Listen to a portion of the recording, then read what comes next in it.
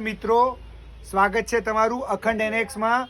જે નવરાત્રિની સુપર ચણિયા ચોળીઓ સાથે આપ જાણો છો કે નવા કલેક્શન સાથે સ્વાગત કર્યું છે, જેમાં મલ્ટી કલર અને ગામઠીની બોર્ડર આવશે અને એનો બ્લાઉઝ આવશે ખૂબ જ સરસ